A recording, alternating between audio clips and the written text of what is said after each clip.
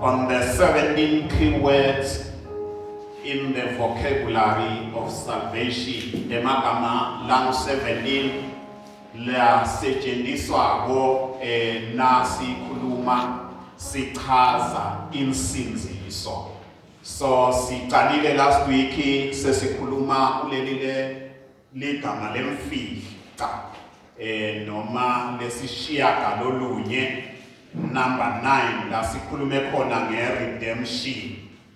Sikhuluma ngebuhlengwa ligama lenkosi malibongwe. So namuhla ngitawucela sichubeke bazalwane sikhulume silifunze le verse lesilifunzile incwadi yabaseKolose lesibili sahluko 15 silifunzile last week. So namuhla we are doing part 2 of our redemption. So sicela sifunze incwadi yabaseKolose sahluko 2 verse number 15 sitobe sesisho lesikushoko singakafike egcineni. EsiNgisini lifunzeka ngalendlela.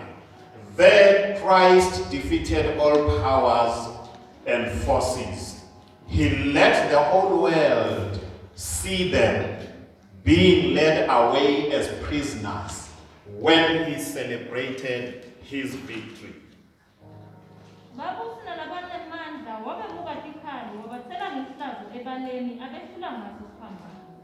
Praise the name of the Lord. So bazalwane, as we are talking sikhuluma ngendzaba yekuhlengwa, redemption, indzaba yekuhlengwa, I want us to note lokuthi lokuhlengwa kwethu sikutfola emva kwekuthi Jesu ete emhlabeni. La sifunza khona lithi iBhayibheli wehlula babusi bonke bemandla wendlula wase ubathela ngemhlazo ebaleni. Ngalamanye amagama sitha asisenawo emandla etukwakho, Sathane akasenawo emandla, because Jesu ngekufa kwakhe nekuvuka kulabafile wamephuca emandla. Lebeka nemandla ekufa ngekufa kwaJesu. Lelithi iBhayibheli wangena kwabakanye endzaweni lengcwelengcwele angakaphathi ingati yemathole netimbuti, wangena aphethe yakhe emqondo. Praise the name of the Lord. Lithi ke wangena kwabakanye emva kwaloko kude sidzingeko sekuhlatshwa sihlabele bantfu labatsite. Nikhona bazalwane? Because yahlatshwa kwabakanye liwundlu laThixo, liwundlu laJehova, liwundlu laSimakadze lahlatshwa kwabakanye kwenela umuntu wabuyisela endzaweni yakhe. So lithi ke manje bathelwa ngemhlazo ebaleni. Praise the name of the Lord.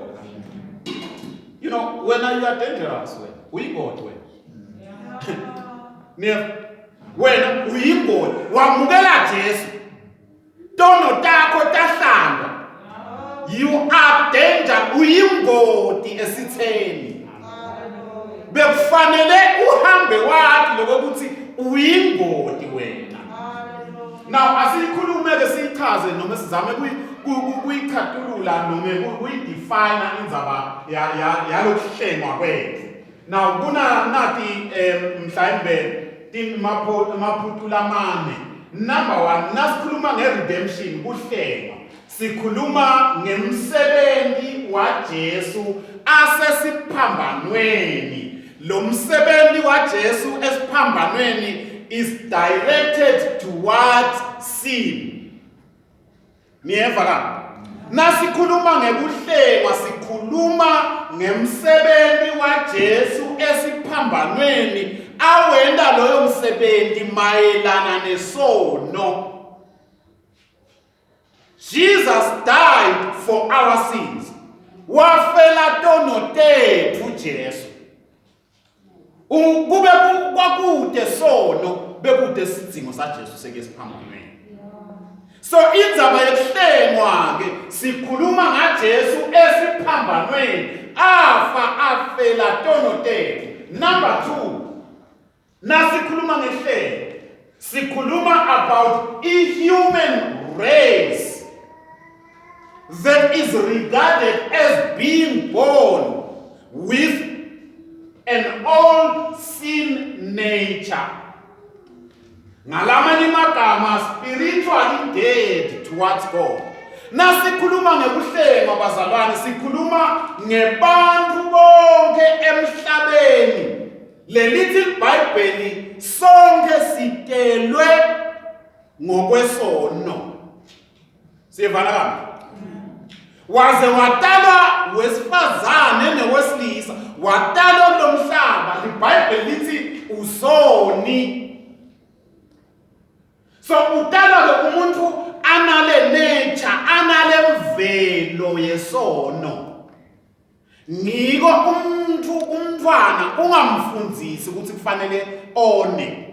But ngalokho ukutala ngale mvelo, le mvelo yekona ngiyo lele bese seyamtshela lokho ukuthi kufanele ngicambe manga, kufanele ngente ini. Siyevana kami?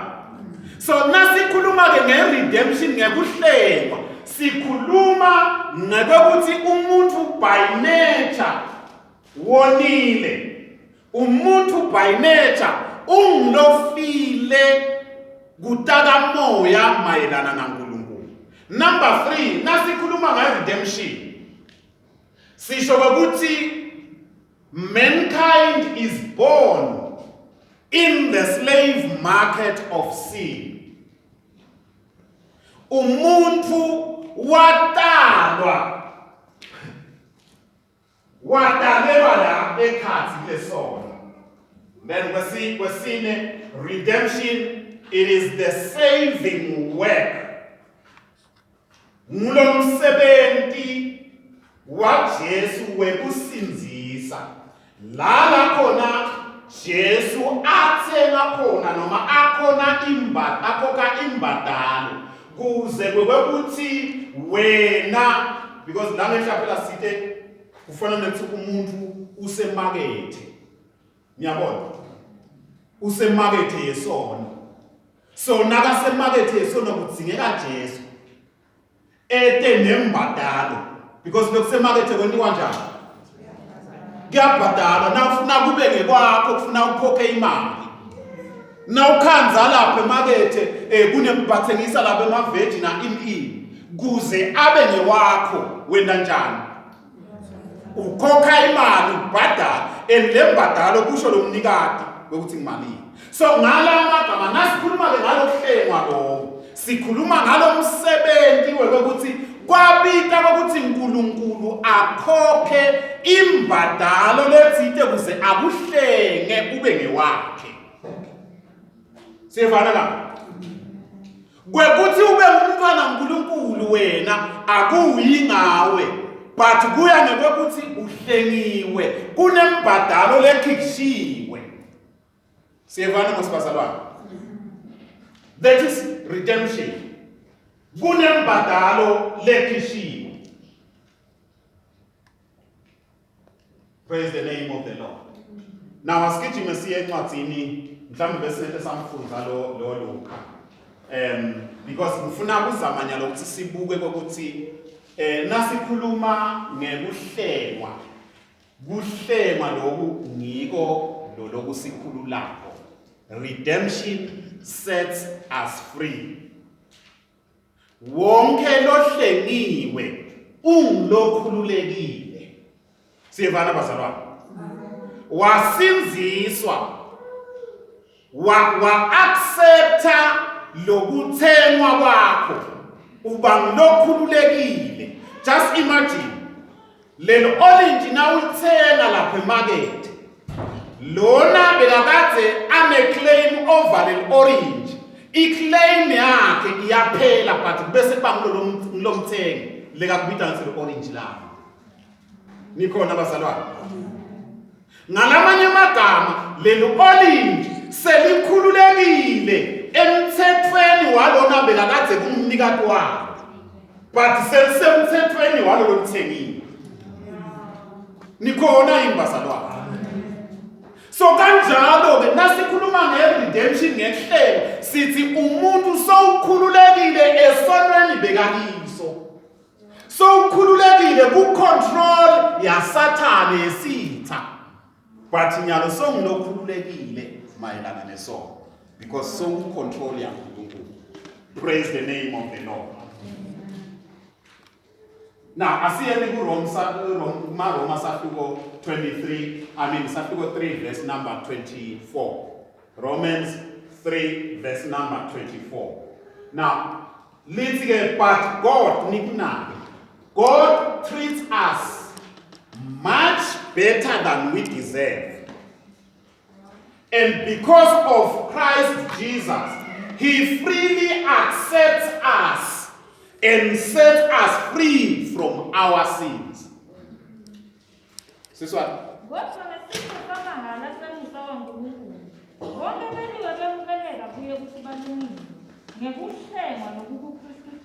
Lalela ngesipho samahala indzaba yensinziso bazalwane sipho samalini. Insinziso isipho, it is a gift. Being saved is a gift, a free gift.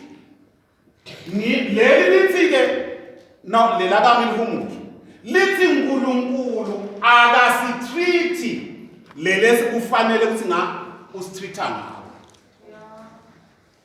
And lokwenda ukuthi angasitreat as we deserve, it is because Jesus Christ, He has freely accepted us.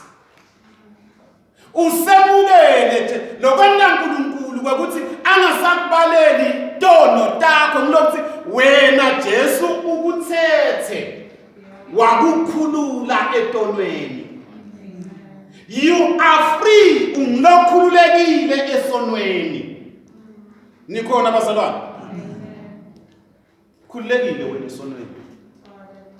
Hayi ukuthi isono ngeke sibe khona. Hayi ukuthi kulingwa ngeke kwenteke. Sitaba khona sono, but wena unjani? Ukhululekile. He set us free from our sins. Praise the name of the Lord. So this is the current state of our condition. Mayelana nesono. I-redemption iyasikhulula. Asitume siye Romans 8 verse number 23. The Spirit makes us sure about what we will be in the future. But now we groan silently while we wait for God to show that we are His children. This means that our bodies will also be set free.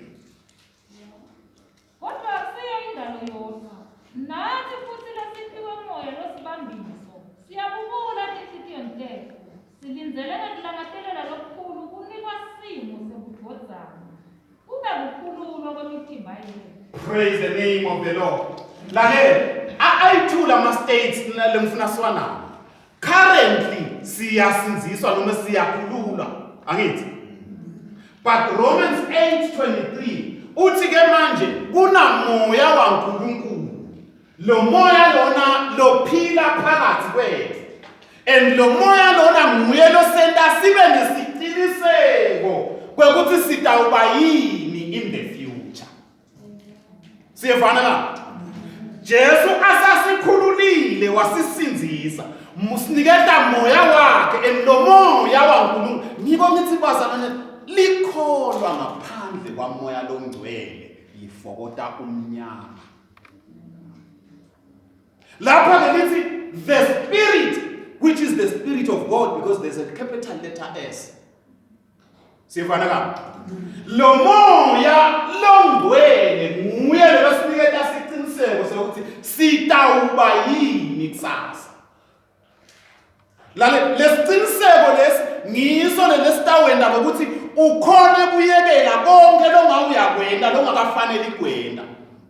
But ukuyekele because I know tomorrow in the future I will be with the Lord. Ngitawuba kanye nenkosi. Now, lithi-ke imvelo lena iyabubula. Imvelo iyakhala.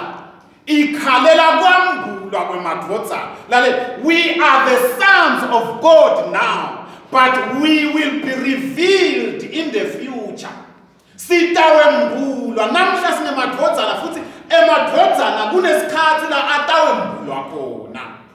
Lithi-ke iBhayibheli imvelo iyabubula iyalangatele leli because once kwakhululwa la madvodzana nemvelo nayo itaba ngekhululekile. Praise the name of the Lord. So it is the current state and the future state of our redemption. We will be set free. This means that our bodies will, this is in the future. Our bodies will also be set free. Lemtimba lena, phela bazalwane, liBhayibheli lithi sitawumbatsiswa. Imtimba lengenambola. Siyevana ka? In the future, siyazi ukuthi siyobe simbethe imtimba lengenambola. Ngiko phela lemtimba lesitawumbathiswa yona nakabuya abonakala Jesu. Lemtimba lena itawukhona kuhamba iphakame. Iyohlangana na Jesu emafini. Leni because seyimtimba leseyimbethe kungabola. Sekuyobe kungumtimba lese ikhululekile even kuma laws of gravity. Nikhona bazalwane. Umthetho lesiphila kiwo uthi bonke na ujike etulu kwenda njalo kubuya phasi. But nase ubuye Jesu sesembathiswe imtimba lengaboli. We shall go up and never come back. Ligama lenkosi malibonga. Sitawuphakama sihambe nenkosi siyohlala nayo emafini. Kuze kube isikhathi lesifanele kasiyokuya khona emhlabeni sesiyodlala ifa emhlaba. Ligama lenkosi malibonga. So in the future, in the now, kwashi advert, and in the future. So siyobe sihleli nenkosi. Asikithi encwadini yabaseFesu safika 1 verse number 14. Lapho nalithi yena loyo moya. The Spirit also makes us sure that we will be given what God has stored up for his people. Then we will be set free and God will be honored and praised. Yena usibambiso selifa lengwa lethu ngesikhathi uNkulunkulu ahlenga lokwakhe kube lidumo ngobukhosi bakhe. Lalela. Yena uyini? Moya longcwele usibambiso. Ngwele lesithi manje usiniketa lesiphithi. Siyevana la. Usibambiso. Ngalamanye amagama kukhona lokungcono but kwanyalo saniketwe nje sibambiso. Praise the name of the Lord. Kwanyalo siniketwe nje. Lalela. Finisher shop. Now uyothenga umbhetse efinisher shop. Baye bathi faka i-deposit. Angithi? Nabathi faka i-deposit basho ukuthi yebo siyeva uyayifuna lento. Futhi ufuna ibe ngeyakho. Kodwa kuze sitobona ukuthi vele ushisekele ukuthi ibe ngeyakho. Faka sibambiso. Nikhona bazalwane? Ngalesikhathi ufaka sibambiso awuyithathi lemvo iyaqhubeka ihlale le store. Nikhona yini bazalwane? Lithi ke manje lo moya longcwele usibambiso. Ngalamanye amagama moya longcwele nguyelo losiniketa ithemba lokuthi kukhona la siyakhona. Futhi lapho siyakhona kutawambuleka into letimkhulu kunaleli lesitibonayo. Bazalwane, singabahambi thina emhlabeni. Asikakhi la. Now siyamdinga moya longcwele kuze kuthi ngoba usibambiso ngiyena asiniketa isiqiniseko sekuthi kunetimvo lesiyakito letimkhulu nalephathekayo. Praise the name of the Lord. The Spirit also makes us sure that we will be given what God has stored up for us. Kunetintfo uNkulunkulu lekasibekele tona. But letintfo leti sitibamba kanjalo sitibamba ngemoya. What God has in store for you. Lalela, then we will be set free and God will be honored. Lalela, nasekwambulwa ke madvodzana in the future. Lithi manje sitawube sesikhululekile and ngekukhululeka kwethu uNkulunkulu utawuthatha ndlu. Praise the name of the Lord. So nasikhuluma ngekuhlengwa bazalwane.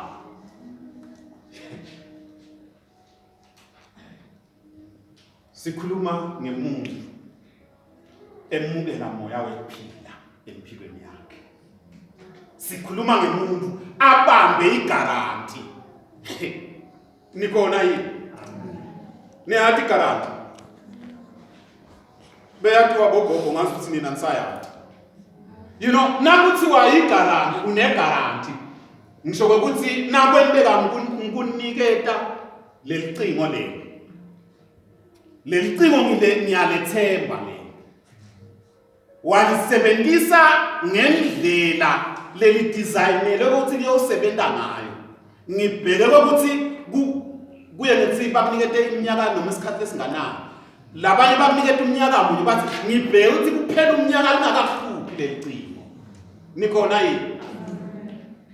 Nakwendekile la kuhlupha ungakapheli lo mnyaka. Unelilungelo leliphelele lokuthi ubuye kimi mina lengakhele licingo.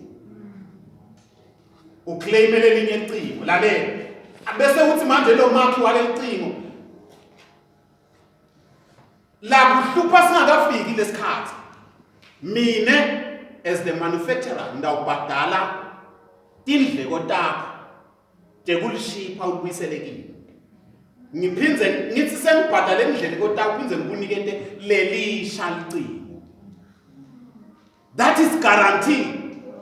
And umuntu ke akayifaki i-guarantee ku product lekangayithengi.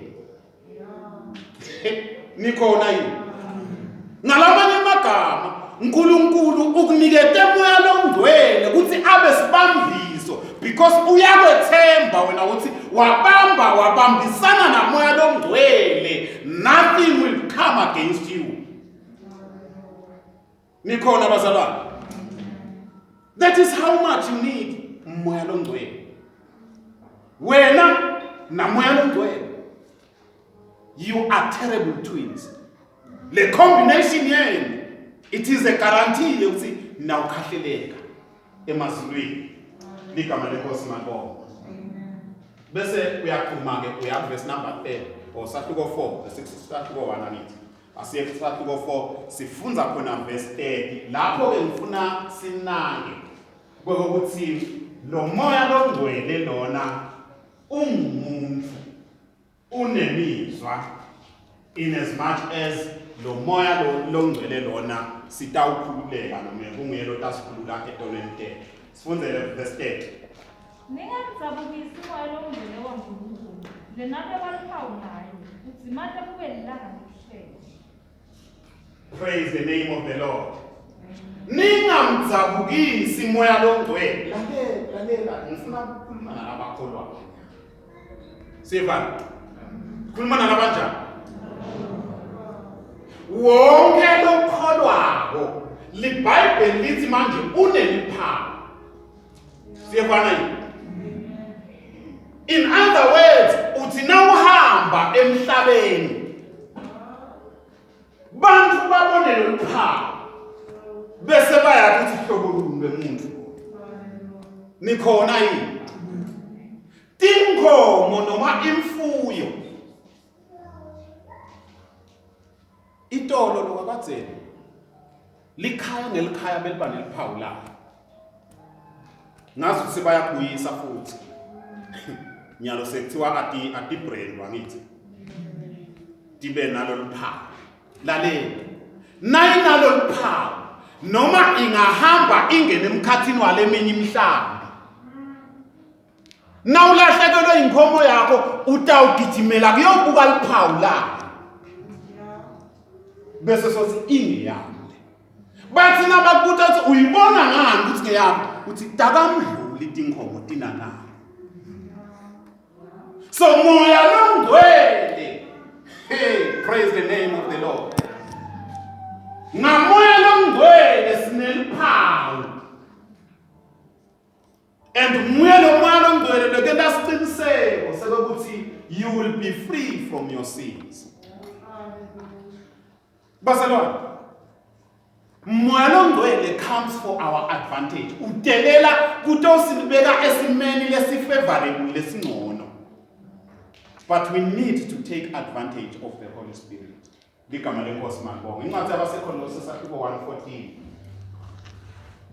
now la sibuya khona licale lithi manje do not make God's Spirit sad ningamendi ningamkwatisi ningamcunuli umoya longcwele waNkulunkulu sivana ka because kuyenteka sithi simakholwa simcunule umoya longcwele just imagine ke so ucunula lo muntu losibambisa lo muntu lo guarantee so Colossians 1:14 kuyo sinekuhlengwa lokukuthathelelwa kwekhonifeni kuyo lendvodzana kuye lo Jesu sinani thini our redemption is in Christ kuku Jesu kuhlengwa kwethu elithi ke manje sinebuhlengwa kube kuthethelelwa kwetono ngalamanye amagama kude kuthethelelwa kwetono umuntu angakahlengwa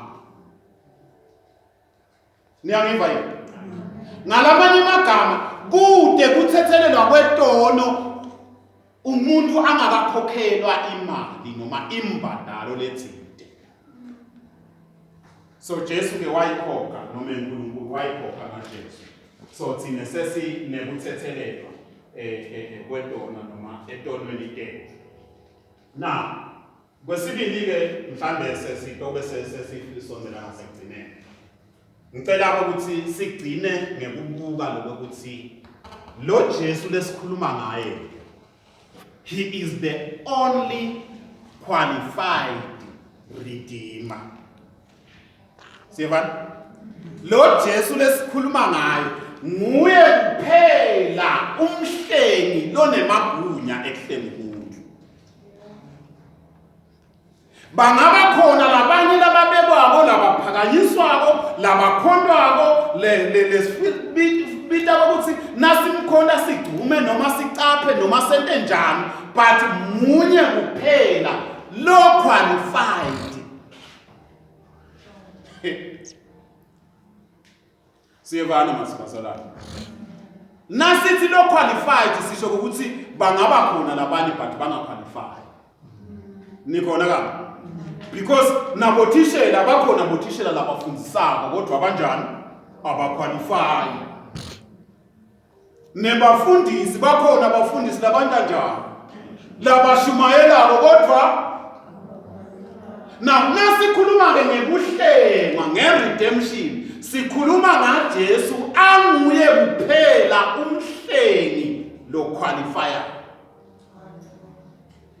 kwakukhona konke kupracticewa konke but uNkulunkulu wafuna ingadi yendvodzana yakhe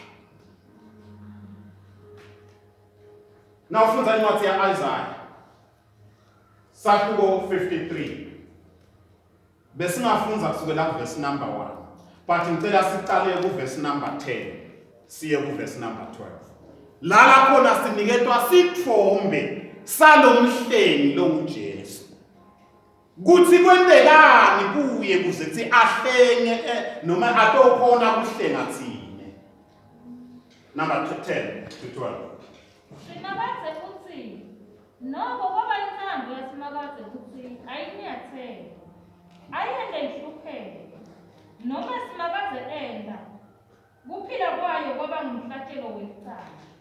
Iyawubona sizukulwane sayo, yazise nemalanga ekuphila kwayo. Insango yasimakazi iyawuphumelela ngesandla sayo. Emva kwekuhlupheka komphefumulo wayo, iyawubona kukhanya kwekuphila yeneliswe ngelwati lwayo. Ingceku yami lelungile iyabona labanyenti bemukeleke uNkulunkulu ukuthi balungile njengoba yethwele tiphambuko tayo.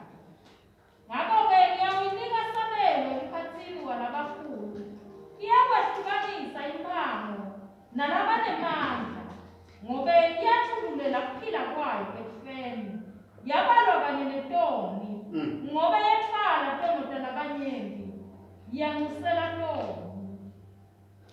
Yethwala tono talabanye. Now sesipendiwe lesithombe sale mvodzana noma salomhlatshelo lo wahlatshelo lwathine tono. But ekugcineni kwabo konke wethwala tiphambeko tethu. And lokuthi wethwala ke tiphambeko tethu ngiko lo lokumqualifya ukuthi abe ngulo muntu noma abe ngulo mhlengi. Ahlenge umuntu ukuze kuthi abuyele ebudlalwaneni bakhe naNkulunkulu. Praise the name of the Lord.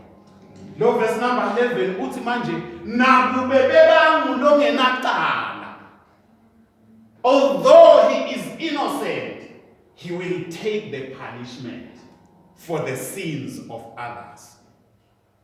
Now phela angithi ukhuluma nalithi uTawu ukhuluma umprophetic usengakedi Jesu angithi. Angithi umprophetic uma esikhaleni leside abone intfo letitayo.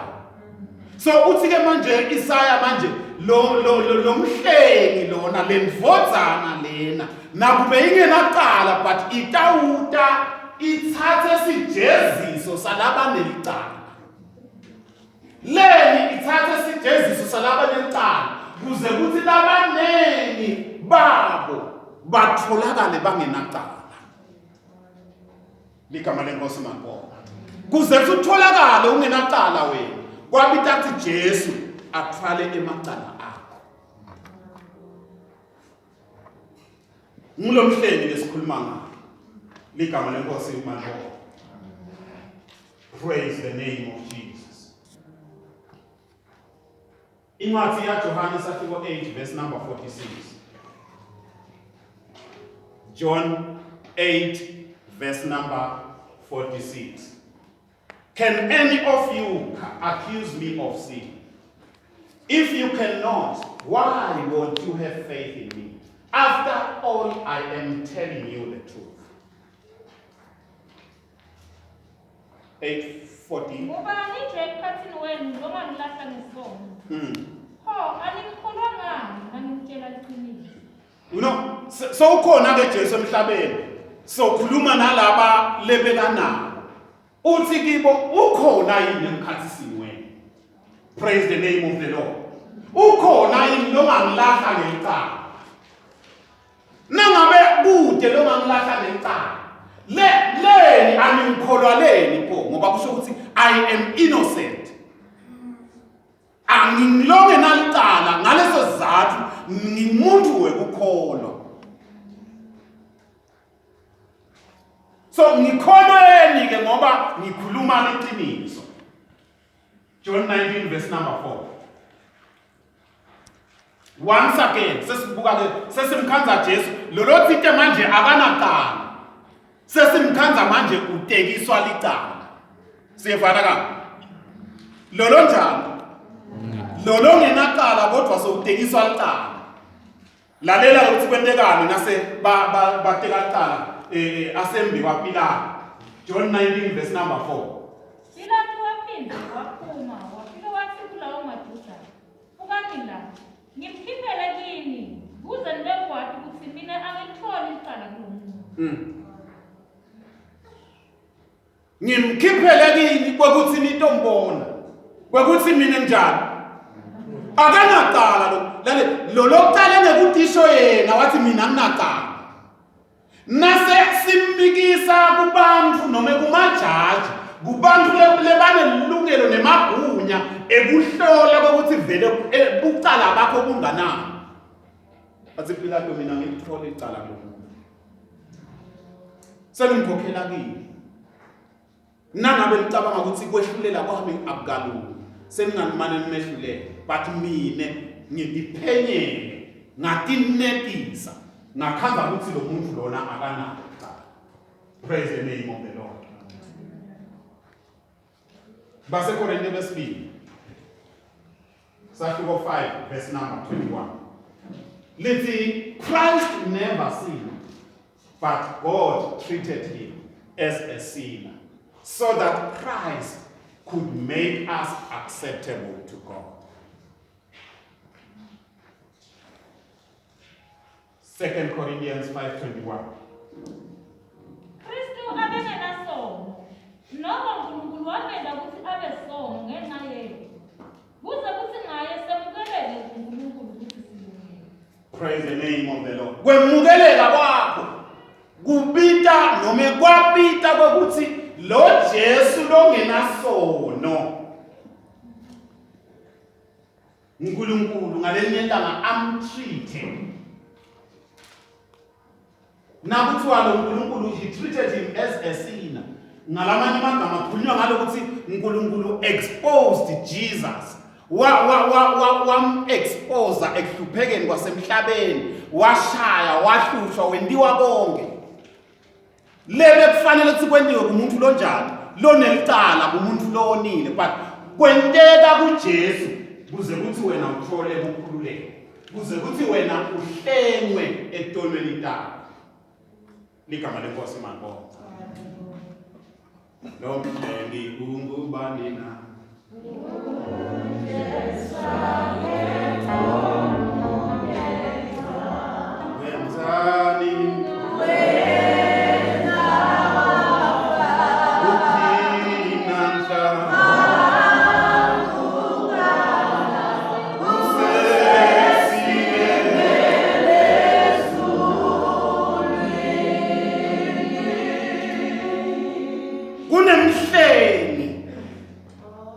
Jesu Kristu akekho lomunye.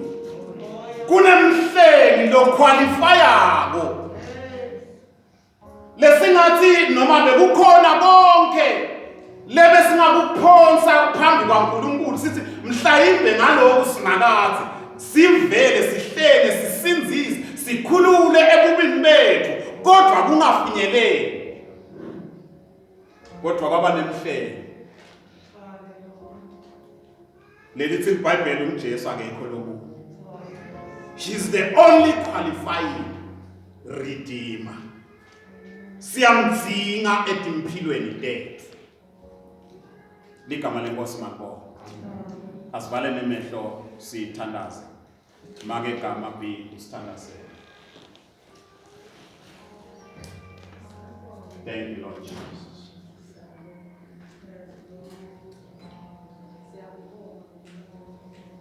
Thank you, Lord.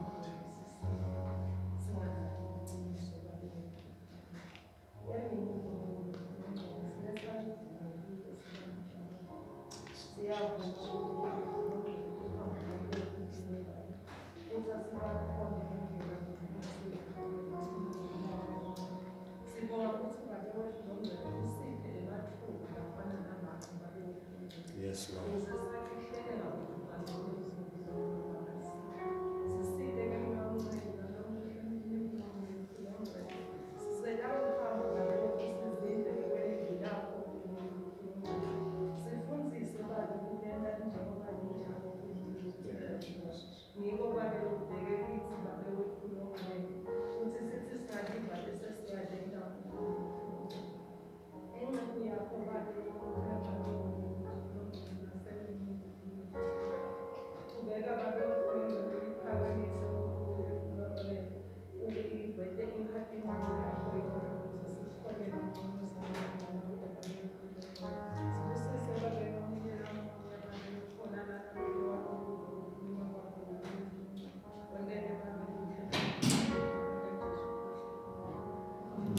Hallelujah. Siyabonga bazalwane. ukuhamba sifike lapha ngicela semukele sibusiso egameni la Jesu Kristu indvodzana yakho lephilayo nalesithengele ukuphila. Sisonzela phambi kwakho Nkosi, siyakubonga, siyakuvumisa, siyakuphakamisa wena wedwa wena. Sibonga kukhona bakho kulendzawo, sibonga live lakho, sibonga kukhuluma kwakho, sibonga nekuyala kwakho simakazi. Sisehlukana Nkosi kwangathi umusa weNkosi yethu Jesu Kristu, luthando lwababa uNkulunkulu, inhlanganyelo yamoya longcwele lophila phakathi kwethu, losibambiso sethu, losiniketa nesibinzi nesiciniseko saloko lesiyawubambiko. Lekathi Johane akukabonakala, kodwa lesikwati ukuthi nakabonakala sitawufana naye. Siyabonga uNkulunkulu wethu longcwele, ngiyathandaza sisehlukana, sigcine Nkosi, silondoloze, siphephise, sivikele nakule bhubhane Nkosi lesifo se-COVID, emandla akho etikwe bantwana bakho. Ngiyathandaza ingati ya Jesu lesivikelo sethu, ngiyayinyenyeta etikwe mphilo yamunye namunye, bavikele Nkosi. Mhlambe labanye Nkosi labekho ngeke ukuthi baphathekile, emini babe sikhuluma ingati ya Jesu, yona lekhuluma kangcono kunengati yabo abeka. Speak healing in their lives. Sikhuluma kuphila etimpilweni nabo. Sifuna babona Nkosi babuyile baphilile egameni lika Jesu Kristu. Babusise babe bantwana bakho, yanzisa imikhawulo yabo, banikete tibusiso letiphinzaphindzelile egameni lika Jesu Kristu Nkosi yethu. Amen. Praise the name of the Lord. Sinikete